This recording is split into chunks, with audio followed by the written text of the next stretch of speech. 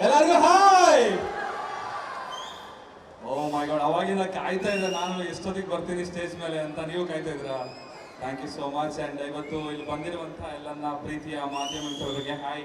And ಗೆಸ್ಟ್ಗಳಾಗಿ ಬಂದಿರುವಂಥ ಚೇತನ್ ಗೌಡ್ರಿಗೆ, ಶರವಣ ಸರ್ಗೆ, ಸಂಜಯ್ ಗೌಡ್ರಿಗೆ, ಜಗದೀಶ್ ಸರ್ಗೆ ತುಂಬ ತುಂಬ ಥ್ಯಾಂಕ್ಸ್. ನಿಮ್ಮ ಸಪೋರ್ಟ್ ನಮ್ಮ ಚಿತ್ರಕ್ಕೆ ಡೇ ಒನ್ನಿಂದಲೂ ಇದೇ ರೀತಿ ಸಪೋರ್ಟ್ ಕೊಡ್ತಿದ್ದೀರಾ, ತುಂಬ ಥ್ಯಾಂಕ್ಸ್. ಆ್ಯಂಡ್ ಟೆಕ್ನಿಷಿಯನ್ಸ್ ಬಗ್ಗೆ ಮಾತಾಡೋದಾದ್ರೆ ಸತೀಶ್ ಅವರು ಎಡಿಟರು, ಆ್ಯಂಡ್ ಕಿರಣ್ ಅವರು ಡೈರೆಕ್ಟ್ ಮಾಡಿದ್ದಾರೆ, ನಮ್ಮ ನವರಸನ್ ಅವರು ಈ ಸಿನಿಮಾನ ಪ್ರೊಡ್ಯೂಸ್ ಮಾಡಿದ್ದಾರೆ. ಆ್ಯಂಡ್ ನಮ್ಮ ಒಂದು ಈ ಸಿನಿಮಾಗೆ ಕಂಪ್ಲೀಟ್ ಆಗಿ ನಾನೇ ಮ್ಯೂಸಿಕ್ ಡೈರೆಕ್ಷನ್ ಮಾಡಿದ್ದೀನಿ. ಹಾಡುಗಳು ನೀವು ಕೇಳಿದ್ದೀರಾ, ಇಷ್ಟ ಆಯ್ತು ಅನ್ಸುತ್ತೆ. ಇವಾಗ ಟೈಟಲ್ ಸಾಂಗ್ ಕೇಳಿದ್ರೆ ಇಷ್ಟ ಆಯ್ತಾ ಎಲ್ಲರಿಗೂ? Thank you. ಮೇ 9ನೇ ತಾರೀಕು ಸಿನಿಮಾ ರಿಲೀಸ್ ಆಗ್ತದೆ.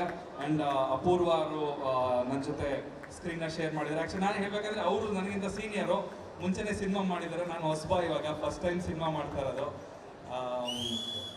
ಹೋಪ್ಫುಲಿ ನಿಮ್ಮೆಲ್ಲರಿಗೂ ನನ್ನ ಆ್ಯಕ್ಟಿಂಗ್ ಇಷ್ಟ ಆಗುತ್ತೆ ಅಂತ ಅಂದ್ಕೊಳ್ತೀನಿ. ನಾನು ಆ್ಯಕ್ಟಿಂಗ್ ಹೆಂಗೆ ಮಾಡಿದ್ದೀನಿ ಅಂತ ನೋಡ್ಬೇಕಂದ್ರೆ ದಯವಿಟ್ಟು ಥಿಯೇಟ್ರಿಗೆ ಬಂದು ಒಂದ್ಸಲ ನೋಡಿ, ನೀವು ಓಕೆ ಅಂತ ಹೇಳಿದ್ರೆ ಕಂಟಿನ್ಯೂ ಮಾಡ್ತೀನಿ, ಇಲ್ಲಾಂದರೆ ಬೇಡ ಮತ್ತೆ ಮಾಮೂಲಿ ನಾರ್ಮಲ್ ಮ್ಯೂಸಿಕ್.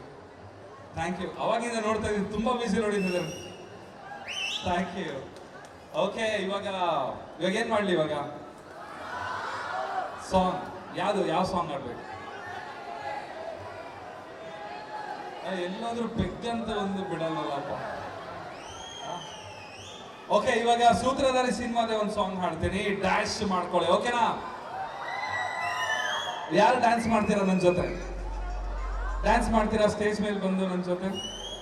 ಓಕೆ, ಸದ್ಯಕ್ಕೆ ನಮ್ಮ ಅಪೂರ್ವ ಅವರು ಇದ್ದಾರೆ, ಅವರೇ ಬರಬೇಕು ಸ್ಟೇಜ್ ಮೇಲೆ. Please play the track.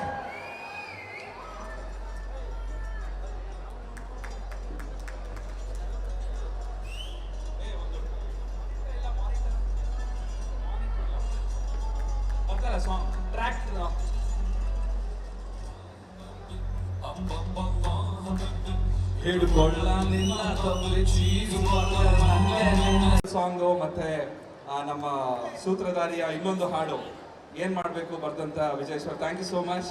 ತುಂಬಾ ಒಂದು ಒಳ್ಳೆ ಪಾರ್ಟ್ನರ್ ನೀವು ನನಗೆ ಲಿರಿಕ್ಸ್ ಬರೆಯೋದ್ರಲ್ಲಿ. Thank you so much.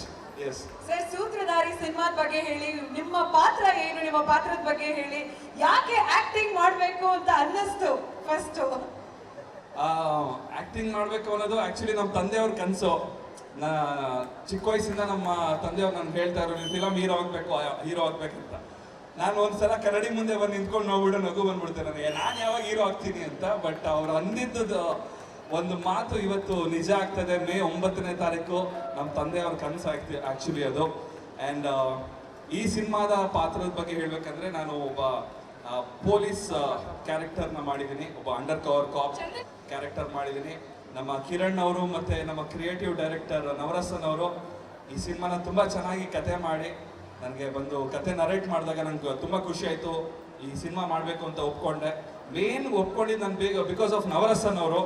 ಯಾಕಂದರೆ ಅವರು ಎಲ್ಲ ಸಿನಿಮಾಗಳನ್ನೂ ಅಷ್ಟು ಅದ್ಧೂರಿಯಾಗಿ ಪ್ರಮೋಟ್ ಮಾಡ್ತಾರೆ, ಅವ್ರದ್ದೇ ಸಿನಿಮಾನ ಎಷ್ಟು ಚೆನ್ನಾಗಿ ಪ್ರಮೋಟ್ ಮಾಡಬಾರ್ದು ಅಂತ ಹೇಳಿ, ಸೊ ಅದಕ್ಕೋಸ್ಕರ ನಾನು ಒಪ್ಕೊಂಡೆ. ಆ್ಯಂಡ್ ಈ ಕಾರ್ಯಕ್ರಮಕ್ಕೆ ಇವತ್ತು ತಬ್ಲಾ ನಾಡಿಸ್ ಅವರು ಕೂಡ ಬಂದಿದ್ರು, ಅವ್ರಿಗೂ ತುಂಬ ಧನ್ಯವಾದಗಳು.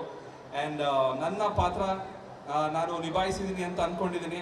ಯಾಕಂತ ಹೇಳಿದ್ರೆ ಜಾಸ್ತಿ ನನಗೆ ಟೇಕ್ಸ್ನ ತೊಗೊಳಕ್ಕೆ ಬಿಡ್ತಿಲ್ಲ. 1 ಟೇಕ್ 2 ಟೇಕಲ್ಲಿ ಎಲ್ಲ ಟೇಕ್ನ ಓಕೆ ಮಾಡ್ತಾ ಇದ್ರು. ನಿಜವಾಗ್ಲೂ ಚೆನ್ನಾಗಿ ಮಾಡಿದ್ದೀನಿ ಸರ್ ನಾನು. Thank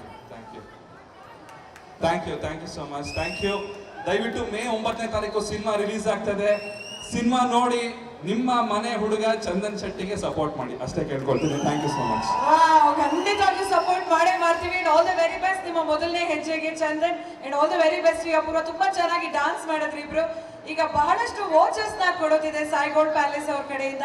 so with your permission ಈಗ SSTV ಸಿನಿಮಾ ಜಗತ್ತಿನ ಕ್ಷಣ ಕ್ಷಣದ ಸುದ್ದಿಯೊಂದಿಗೆ.